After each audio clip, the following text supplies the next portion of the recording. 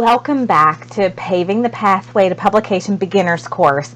I'm so excited that you're still on this journey with me and that you have made it back for session 2. So what I'm going to focus on today is elements of good writing. So there's a lot to cover. Let's go ahead and get rolling.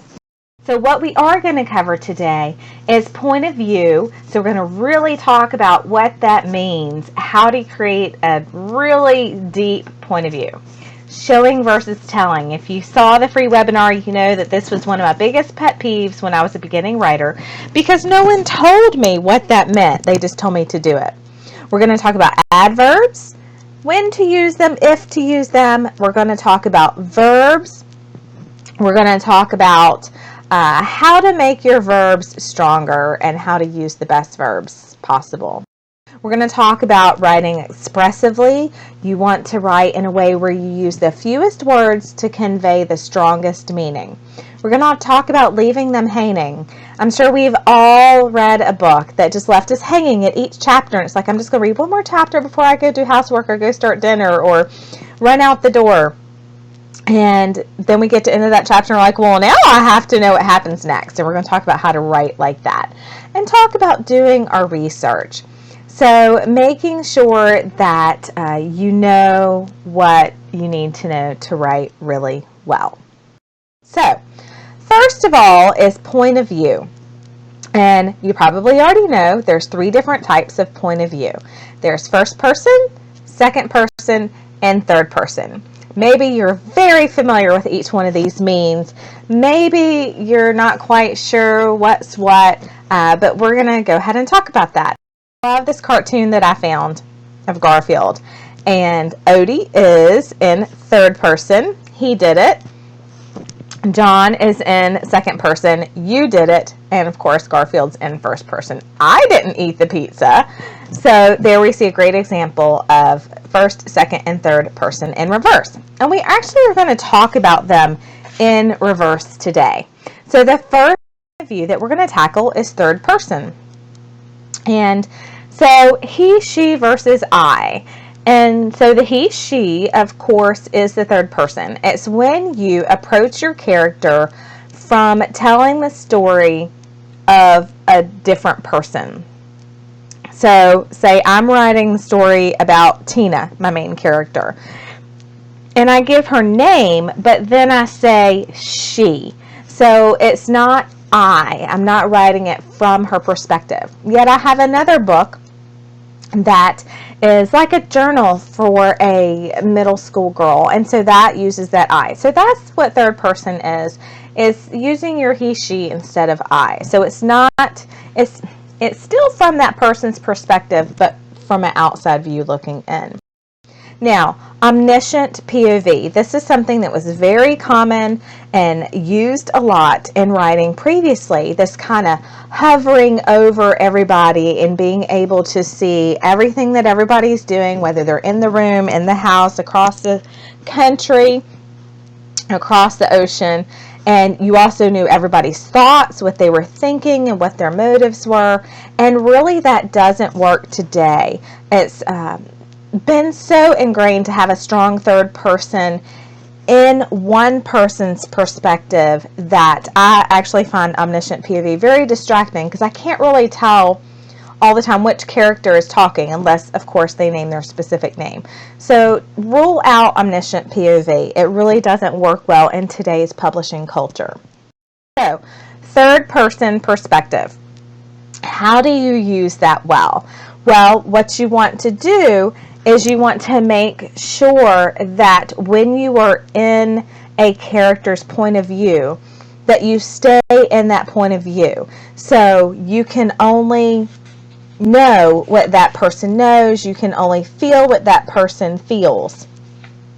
You're in just that person's point of view. And so it's almost like first person and you're writing from that perspective, but you're doing it from the he, she instead of the I. Now, a lot of books are single point of view. So you have one main character and you follow them and their actions and their thoughts throughout the entire book. That works well. They don't know a lot of things. They can get surprised by things, caught off guard by things. It works really well. Just that one person. But you also have multiple POVs in the same book. So quite often, let's say in a romance story, you may have some chapters that are written from the hero's perspective and some chapters that are written from the heroine's perspective, or even within the same chapter. The important thing to remember if you have multiple POVs in your book is to make sure you have either a section break or a chapter break when you switch perspectives. So let's say that Tony walks into the room and Julia's mouth drops. Okay, so he's walked into the room. Let's say we've been in his perspective, but now we want to see her reaction, not just in her jaw dropping, but what she's thinking. So you need to either create a section break or a chapter break and then switch over to her thoughts. So that's the main thing to remember when you're using multiple points of view in your book. So whatever point of view you're in, you really want it to be strong. You want it to be totally in that person at one time. So you want to make sure that it's really in depth in that one person's character and you don't slip up and give somebody else's thoughts or somebody else's feelings in the middle of whichever character you're in at the moment. Okay, so we're going to talk about a little bit more of that in a minute, but because some of those rules apply to first person also, we're going to wait until we get past second and first to talk a little bit more detail about strong POV. So, second person is next. It's almost never used in fiction. You really don't want to be talking to your reader, and that's basically what second person is you're talking to your reader. Sometimes this happens in nonfiction, but almost never used in fiction. Perhaps if you have a journal style book that you're writing, perhaps you could write it in such a way where the character imagines someone's reading their journal or they're writing their journal to a specific person. So in that case, they may use second person some. Like I said, sometimes it's used in nonfiction. Quite often I will talk to my reader in a nonfiction book, but you don't want it to be mostly that, because even though they want to apply the information to themselves, most people get more engaged when you're talking about someone else.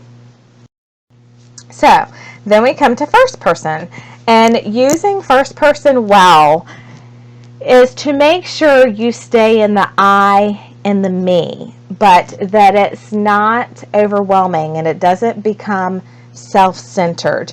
You want it to flow as if someone is making their thoughts.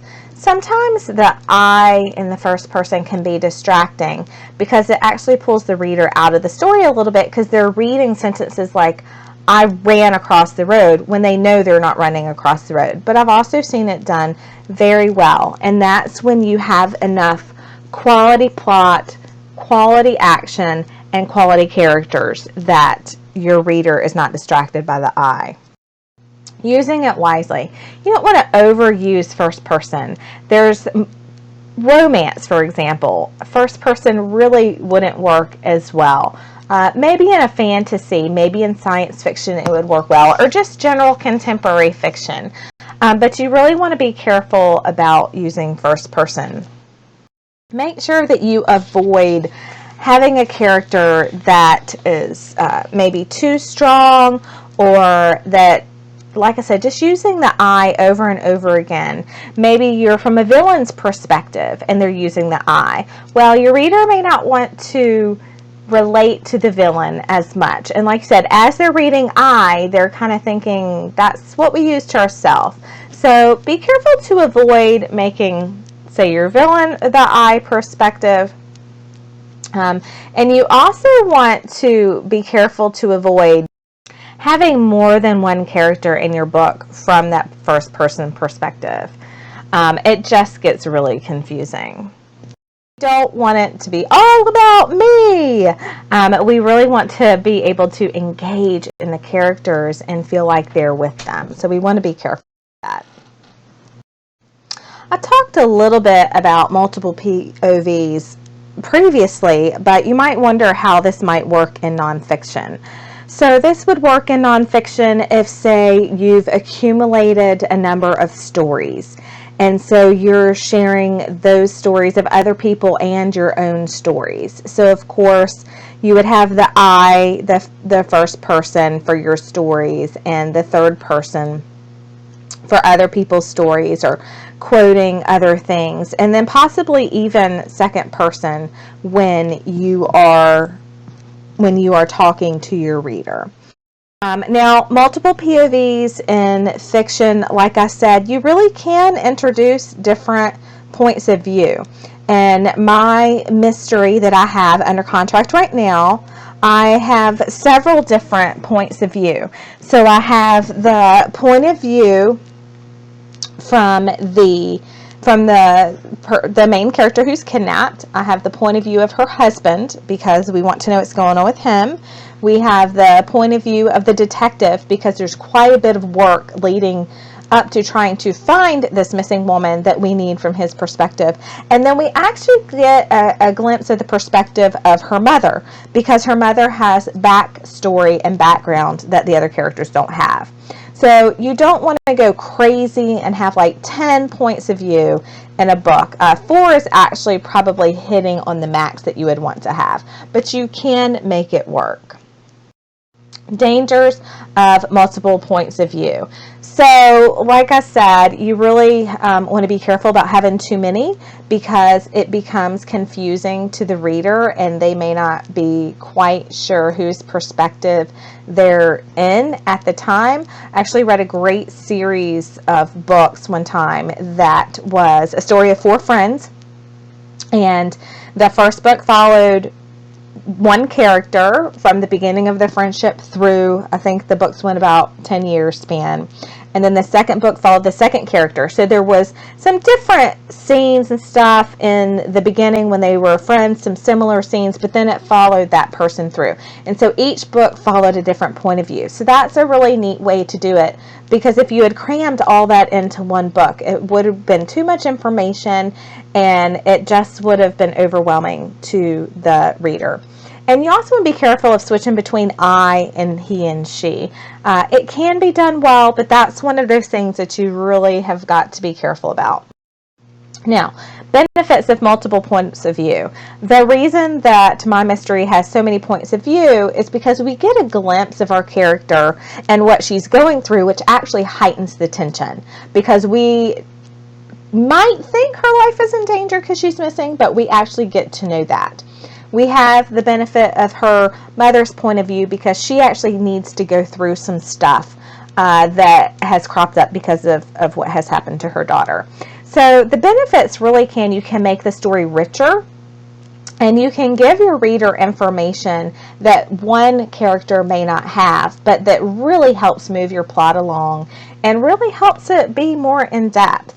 So I hope that that's clear on point of view, first, second, and third person, having either one point of view in a book or multiple points of view. If you have any questions, as always, don't hesitate to just shoot me a message, Tracy_Wainwright@yahoo.com. All right, so now we're going to move to show, don't tell. Okay, so what does this mean? So we're going to look at this quote by Mark Twain. Don't say the old lady screamed, bring her on and let her scream. So this really does tell us what show, don't tell means. So we saw some examples if you did the free webinar. If not, go look at that. But basically when you're showing instead of telling, you're letting your character feel it, see it, smell it, taste it, and hear it. So I'm not going to tell you that Andrea was sad. I'm going to show you that she is fighting tears and biting her lip and her stomach is in knots. So we can kind of get from that she is sad. Even smell it. So, somebody walks in and boy, dinner smelled delicious. No, you want to show them walking into the room and the smell of turkey and dressing hitting their nostrils and bringing back all these great memories from childhood of Thanksgiving, or feelings of finally I'm getting the traditional Thanksgiving. So you want to make sure that you're actually letting your reader experience it with your character and not just telling them what's happening. So that was a couple of examples. So another one could be that, let's say that Julie picked up her favorite book. So we could say that, but we could also say and show our readers Julie snuggled down into the chair and reached over to the book on the table. The worn cover showed how many times she had read it, but she still loved it just as much as the first time. So we can kind of get that it's her favorite book, but we didn't have to tell the reader that. They picked up on that. So this is a great way to just show relationships between people, relationships with objects, history, showing instead of telling. Of course, today, all of us know emojis, and so really we have the description. We have the words here that are telling us what each one of these little faces is saying, but we don't really need it. I mean, you can tell the smiley face is happy. You can tell the next one is angry and the next one is sad, because the emojis show us this emotion. And so when you're sending off a text message or you're putting something on Facebook or Twitter and you want to include an emoji, you do not in parentheses put what that's supposed to stand for. People know that because you're showing them with the face instead of telling them with the words. And even though we're using words to show, you can kind of get that picture of, okay, they're silly, so they're sticking their tongue out, and we can do the same thing in showing our readers that someone's being silly instead of telling them. All right, so again, if you have any questions about show, don't tell, I have to go into a little bit more in the free webinar, but don't hesitate to send those questions to me, or send me a sentence or two and say, hey, is this telling? And really don't be afraid to not ever tell your reader something, because sometimes there is a good place for that, and it's really a matter of context and what's going to move the plot along the most. And you're going to have some telling, but you really want it to be mostly showing. I would say probably a 90 to 95% showing and 5 to 10% telling. So we're going to move right on because we still have lots to do. All right, band adverbs. This is the next topic that we're going to cover on elements of good writing. And it's funny because we participate in a really good writing program for high school and college students, and they are big on adverbs. But the truth of the matter is, when you're writing for publication, you do not want a lot of adverbs. So as you can see here, you can tell somebody that they nodded vigorously, or you can tell them that they bobbed their head or shook their head up and down. And you've taken out the adverb, but you still get that concept there. And ly words just don't work. They're not as strong. It's not as strong writing when you use them. Another example, talked loudly versus boomed, screamed, screeched, and bellowed. So you can see how really these are more descriptive. We can find words that are more descriptive than adding an adverb with a weak verb. And so we're turning it into a strong verb instead. So remember, we want to do our absolute best to ban adverbs. Now, that doesn't mean that you cannot have a single adverb in your whole manuscript. The general rule is you are allowed about a handful. So let's say a traditional novel is about 80,000 words. You want 5 to 8, maybe adverbs in the entire manuscript. So you're thinking, if you're calculating that, somewhere between one adverb per 10 to 13, 14,000 words. So don't feel like if you can't come up with something to replace this adverb paired with a verb, it's okay to have them in there occasionally. You just want to be really careful about not overusing them. And overuse happens quicker than most people would think. So, since we've talked about banning adverbs, let's talk about strong verbs, because that's really what we want to use to replace those adverbs. And there's some verbs that we want to avoid, and this is not a full list by any means. It's just a sample of some of the more generic verbs that show up a lot in writing. So repetition is one of the reasons that we want to eliminate passive verbs, and also just because they're not very descriptive. So here's a quick list, and we're going to go over a couple of them and show you how you can replace them with something that's much more descriptive and a lot stronger in your writing. So we'll look at pretty. So you can say that the girl's pretty, or beautiful, gorgeous, or stunning. And you can see how each one of these words has a different level, and they really conjure up a different emotion, whereas pretty is pretty generic, ironically. So pretty could be, a flower. Okay, a flower could be beautiful, but rarely is it going to be stunning. Now, a flower arrangement may be stunning, but usually it's going to be that woman in that dress that just walked in the room. So you can see more descriptive brings up emotions. Good.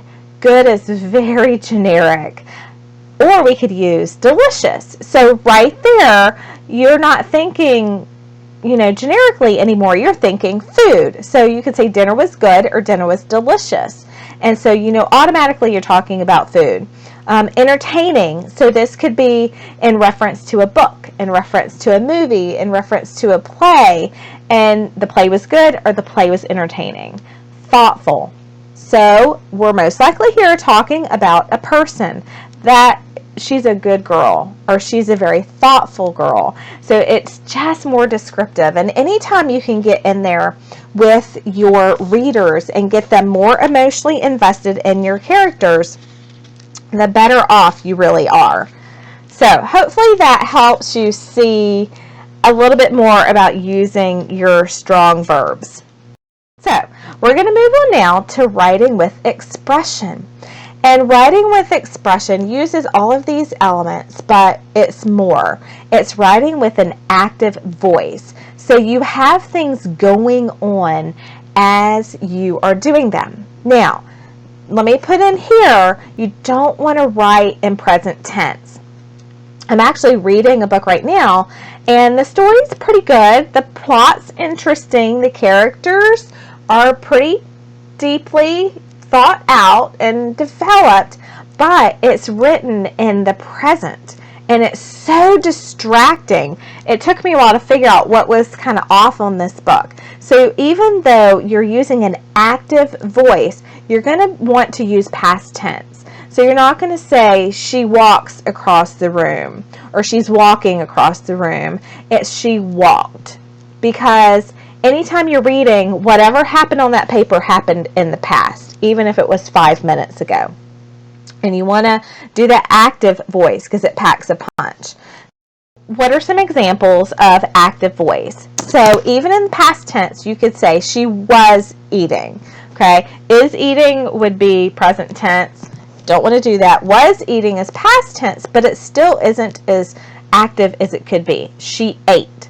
It's stronger. It packs a greater punch. All right, he began listening. Oh, listing. I think I meant to put listening here, but that's okay. He began listing the problems in their marriage. So, no, he listed the problems in their marriage. You don't ever want to show somebody beginning, I don't say never, but you very, very, very rarely, even less than those adverbs, want to show somebody beginning to do something. Now, it could begin to rain. that's okay. You can make that even stronger by the first raindrops of a coming storm splattered on the windshield. So that's even stronger than it began raining.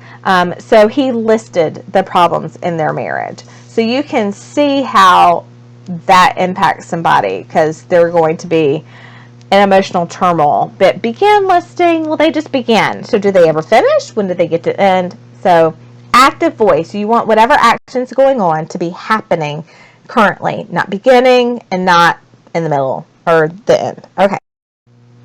So active voice has us in the action, not just watching it. So what you really want to do, I've said it over and over again, is have your reader feel like they're there. So he listed the problems in their marriage, and her eyes welled as he counted off all of her faults. So we're in there with her. We can feel what that feels like. And we don't want to watch, as he began listing the problems in their marriage, and she just couldn't believe how rude he was. Well, that's telling, that's not active voice, and we're not feeling the pain with her. We don't want to watch what's happening. We want to be in it with them. So hopefully that describes pretty accurately what writing with expression means. Writing with expression, even more than showing versus telling, is just something that you learn along the way with experience. But hopefully this will help get you on that path. Okay, so next part of our writing really well, grammar matters. And I did not used to be a grammar queen. I did live with one in my childhood, but I learned grammar really as a writer.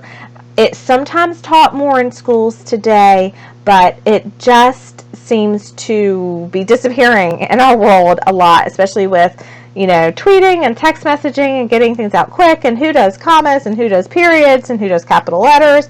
But the truth of the matter is when you're writing for publication, clean writing is essential to good writing, because if you have strong characters and a strong plot, and you have commas all over the place, and you have run-on sentences, and you have your quotation marks in the wrong place, it's going to be very distracting for your reader.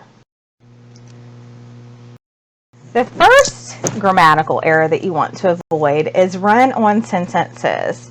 The kind of trend going on today is short sentences, short paragraphs, short chapters. Now, you don't necessarily have to do that, but you do want to make sure that you avoid run-on sentences. You don't want multiple subjects and multiple actions going on in the same sentence.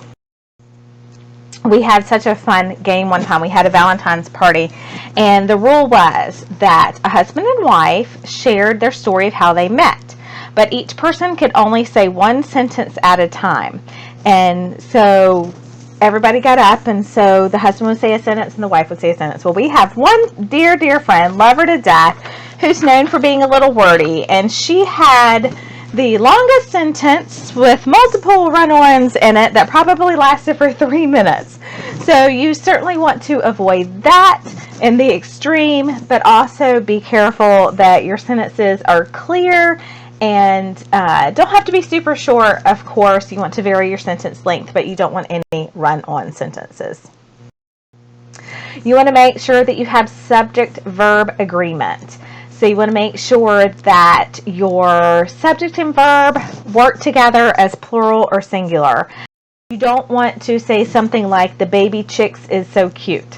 So of course it should be the baby chicks are so cute, or the baby chick is so cute. So make sure that you have subject-verb agreement in your sentences. Proper punctuation is important.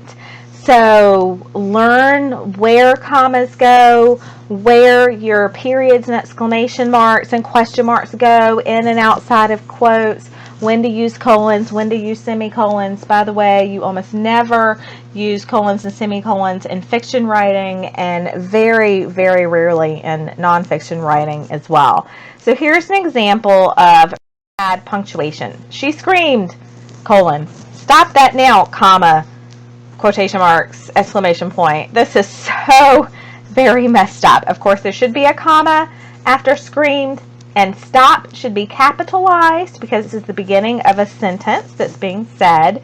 And then if you're going to have an exclamation mark, it needs to be inside the quotation marks. So make sure you have proper punctuation.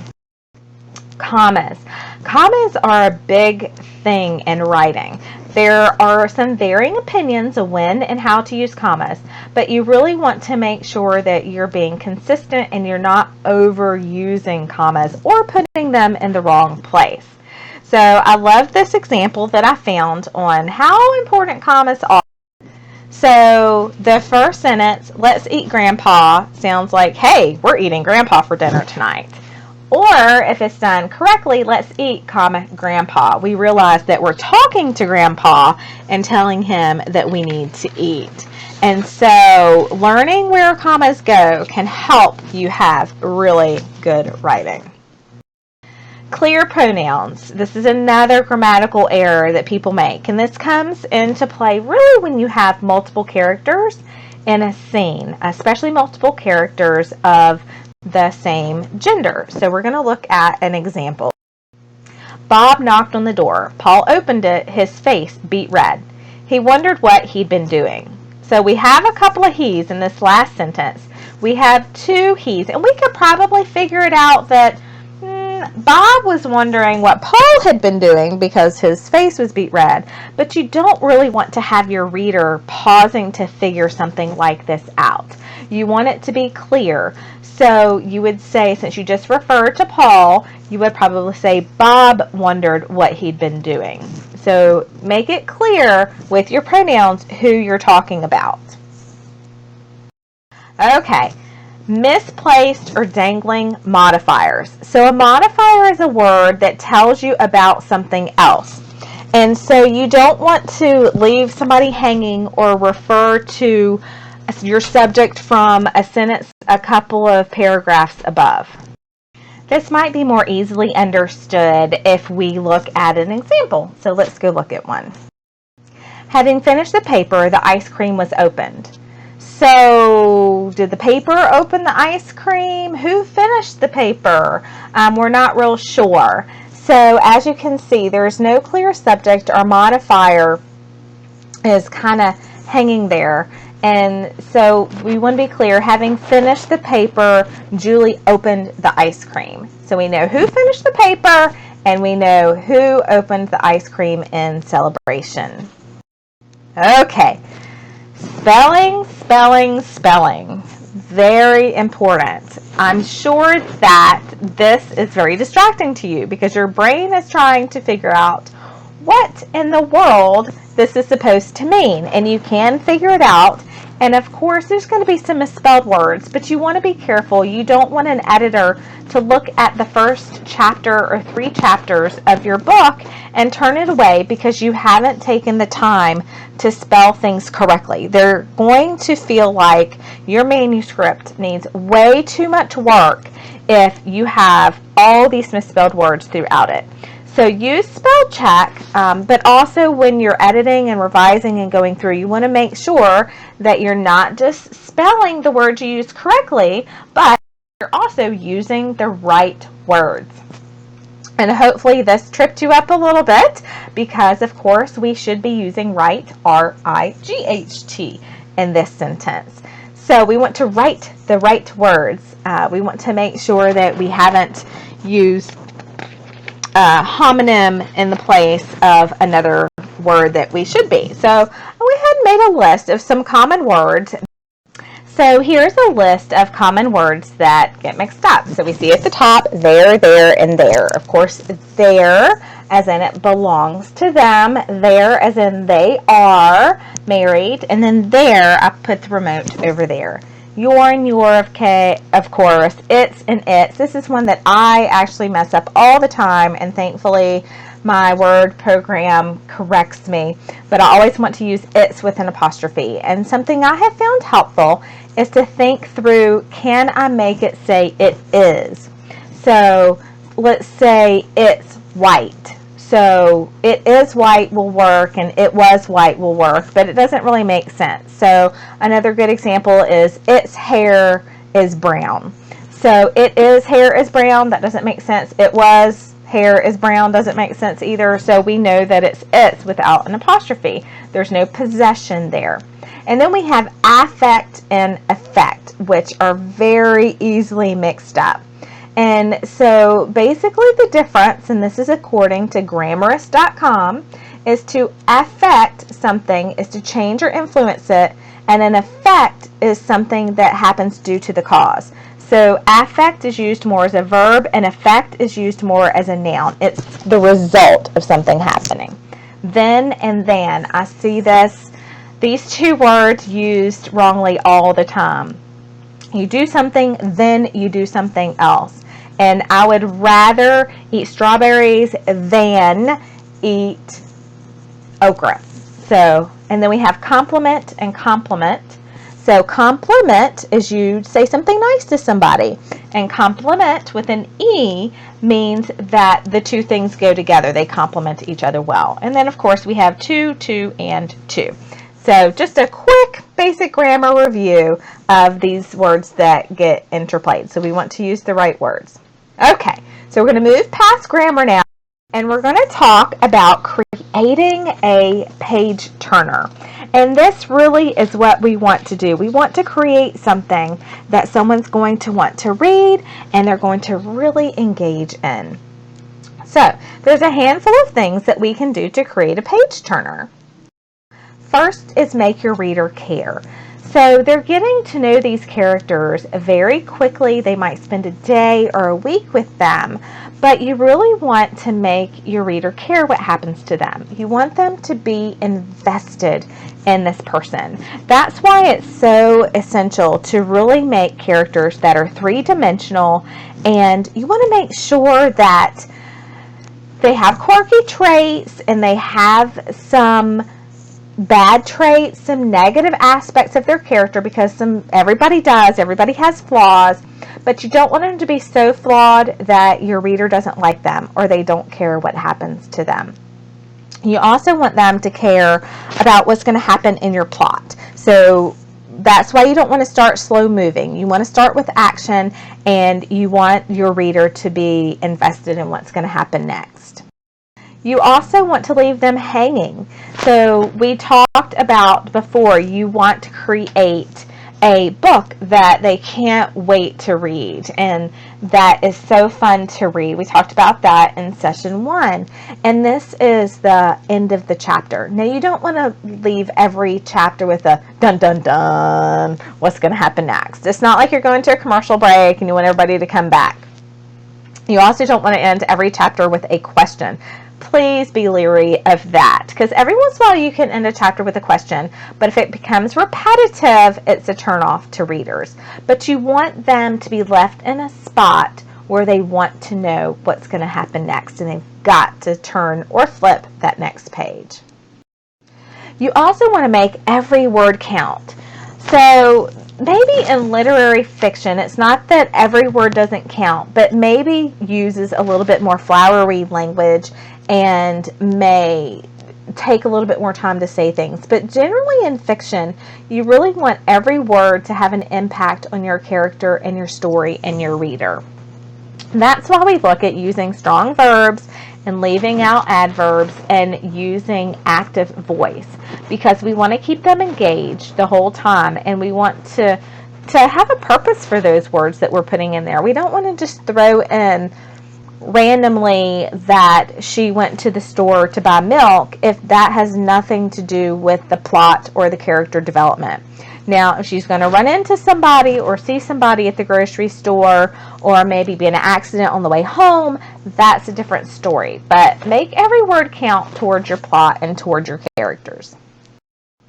All right, so you want to get rid of that and it as much as you can. So you want to read your sentence, if you have that in there, and then read it without the word that. And if it works, take it out. If you still find you have a lot of that's in your sentences, then try to reword your sentences so that they're not in there. Also, it, especially in the beginning of a sentence. So it burned him to see her with another man. you really want to try to reword that so that you're not starting it with it. So bile rose in his throat. He couldn't stand seeing her with another man. So just that few changes of word, and I'm doing that off the cuff, so I could probably edit and revise it again and make it even stronger, but you can see how easy it is usually to get rid of it, especially at the beginning of a sentence. Okay, so we're going to talk about research. So what kind of research do you need to do when you're writing a book? With nonfiction, it might be educational research or research on, say, a geography or a place, and that's with fiction too. You may research. I do a lot of biblical nonfiction, so I do a lot of research in the Bible and scripture and looking at different interpretations of things and different topical research. For my novels, I've done research on places of business, on areas of geography, to know about different types of jobs that people have. So you want to know what your genre calls for. We talked about genres a lot in session 1, but you may need to even go a little bit more in depth because we were only able to take just the little bit of the basics on each genre. So know your genre. Also, you want to know the job. So if you have a character that's a firefighter and you've never worked as a firefighter, you've never known anybody as a firefighter, you've never talked to a firefighter, you'll want to do your research, because if someone's reading a book and they have a family member who's a firefighter or they're a firefighter themselves and you put something in there blatantly wrong, it's going to really turn your reader off. So you don't have to know everything about firefighting or police work or an accountant or whatever job you choose for your characters, but know enough to not get it really wrong, because you want to have some authority and credibility in your writing. Know the setting. Don't write about somewhere you've never been, never researched, never seen pictures of, and you're guessing what it looks like. I often like to make up fictitious towns because that makes it a whole lot easier, but even then I have it in a state, and so I tend to stick with the states that I've lived in so that I know a little bit about the geography, where things are in relation to each other in the state, how far things are away. So know the setting that you are using for your book. And know your characters. So there may not be a lot of research other than where they live and what their job is, but really know your characters in depth. So your research may just be creative, coming up with who they are. So it's not research in the sense of going online and getting books and looking into something, but more research on who your character is, coming up with their motivations, with their past history, who they are and why they are who they are. So do your research. Don't get overwhelmed by this. Let me just say that really quickly, because you don't have to spend a year researching all of these different things to make sure that everything is in order. We're talking about fiction. You just don't want to lose your credibility. But there's certain things that certainly you can get away with in writing fiction. So just try to be authentic and to not step out of the realm of reality. Of course, if you're writing fantasy or science fiction, all of that's kind of blown out of the water because you're just going to create all these great things for yourself. So next we're going to talk about knowing our characters really well. So this feeds kind of off our research. So these are just a few of the things that you want to know about your characters. So their favorite objects, their past, their wants, their occupation, their dreams, their dialogue habits. People talk differently based on their personality. Some talk fast, some talk slow, some use slang, some don't, some have accents. You know, their appearance, what specific features do they have? What clothing do they tend to wear? Their family, their friends. So all of these things you want to have some kind of concept on for your characters. Now, that doesn't mean that you're going to reveal every bit of this to your reader. It just helps create this three-dimensional person that you are trying to really get them invested in and have them care about. And that three-dimensional means that you can't just tell us what they look like, and you can't just tell us what they do. You've got to have those motivations. They've got to be an emotional, spiritual, mental person. They can't just be a physical body that looks a certain way and has certain traits that they have. So you want them to have all of those things that make people unique and individuals.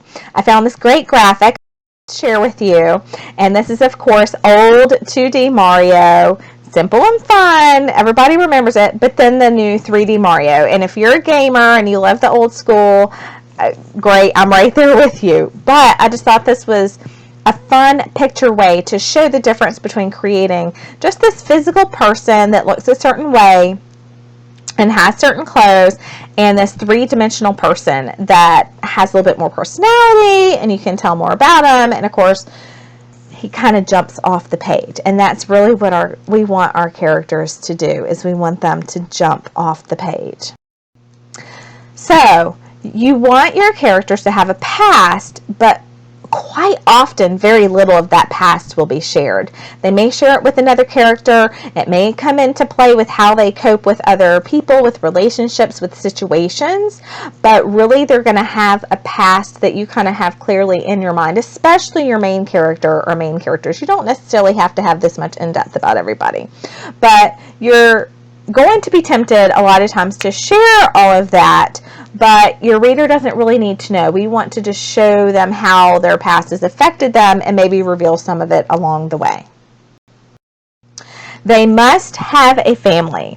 Everybody has a family, even if we never meet them, even if they don't play any role in the book at all. Everybody came from a family. So have an idea of how their family, even if it was very dysfunctional, even if they were given up for adoption and grew up in a foster home, it doesn't really matter. If they ran away at 12 and lived on the streets, they still had a family of origin. They probably also had a street family.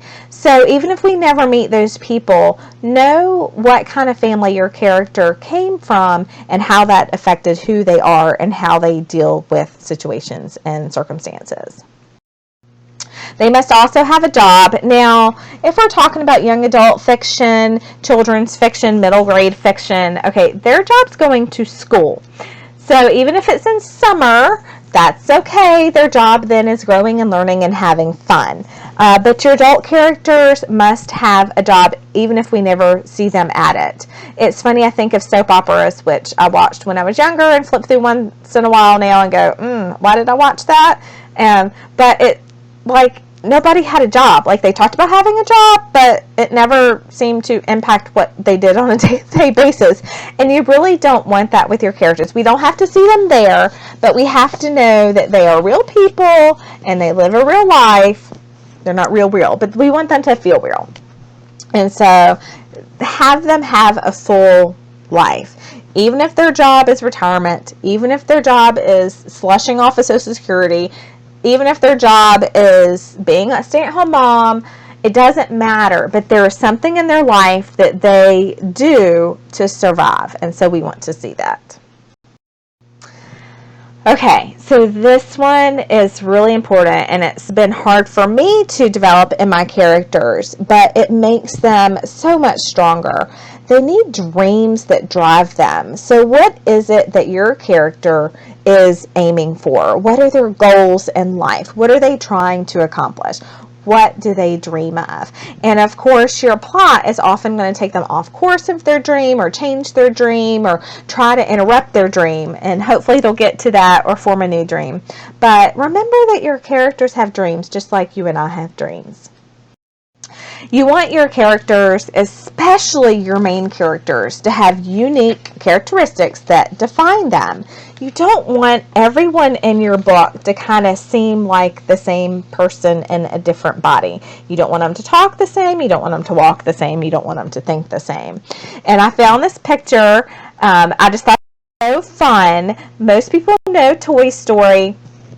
And we have toys here, and if you've ever seen any of the movies, you know that every character that you see on this picture had a unique personality. You know, Woody was kind of good old boy, always positive, and then we have I can't remember his name, to infinity and beyond, Buzz Lightyear, there we go.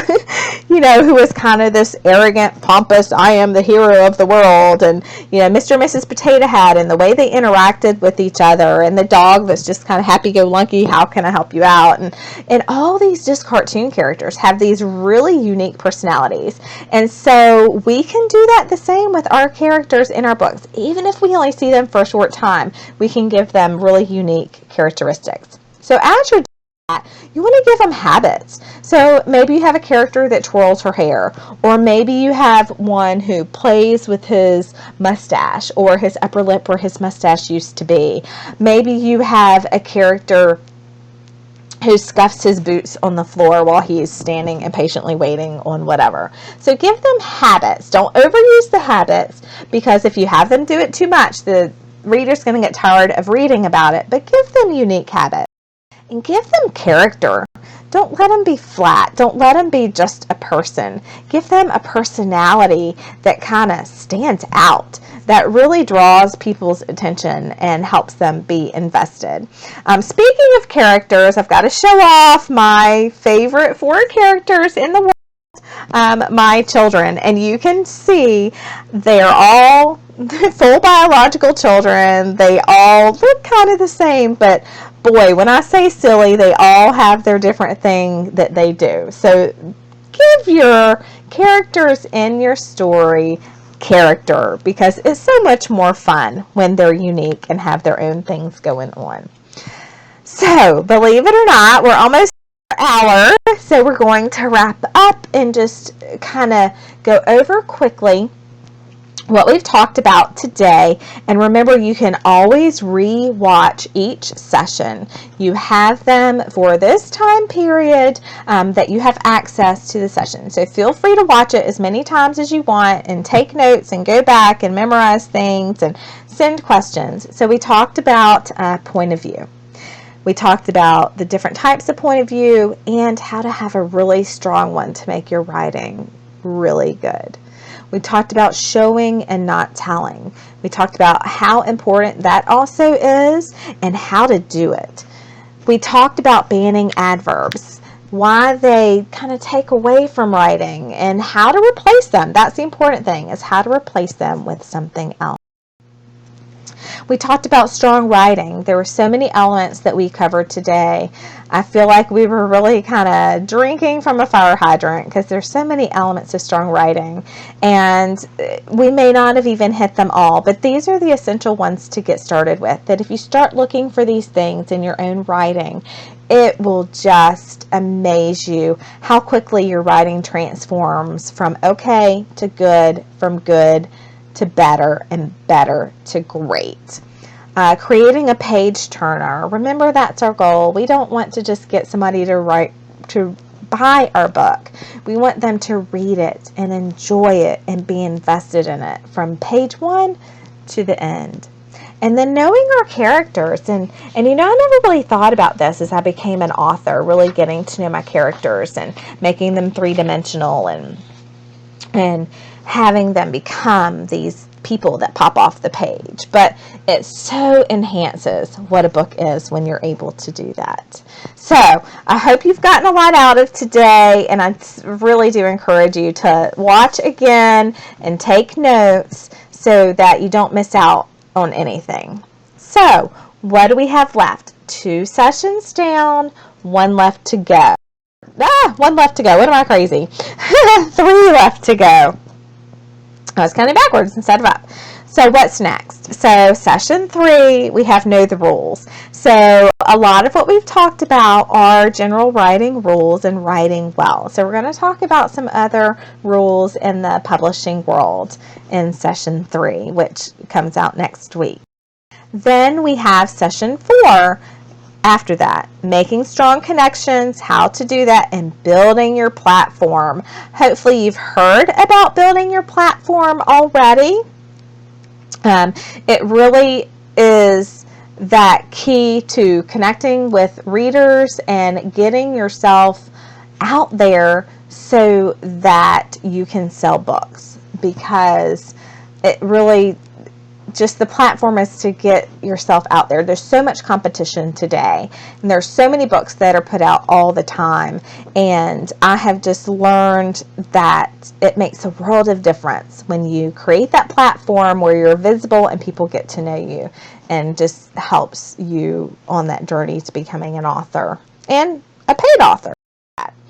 And then lastly, we have session 5, which will wrap everything up and hopefully give you those last keys that you need to move from writer to author. So each week I'm going to have homework for you. So your homework this week is to create a 3D character. Now this could be a work in progress that you're working on. It could be your first novel that you've already written and you stuck it in a folder because you couldn't get a contract on it and you didn't know what was wrong with it, and you want to take one of the characters from there and really give them that 3-dimensional life that helps a character pop off the page. So I want you to do that, or you could start a whole new character and just email me your character. I'm excited to see what everybody comes up with. And just so I don't forget, and just so you have it, Tracy_Wainwright@yahoo.com. So shoot that my way.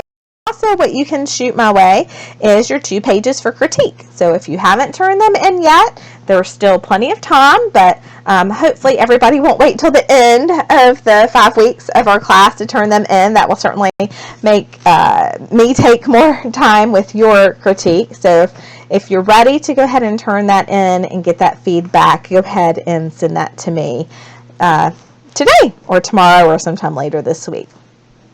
So like we're actually going to finish up a little under an hour today, so that makes up for going over an hour a little bit last week. But I just love this sign that, you know, we can choose to ignore the elements of good writing and what other people have forged the way and taught us about making our writing stronger and let it be good, or we can choose to turn and go towards a better route. And so that's really what we want to do, and we're going to keep doing that as we move along to sessions 3, 4, and 5. So I look forward to hearing from you, and I will see you next time on Paving the Pathway to Publication Beginner's Course. Thanks so much.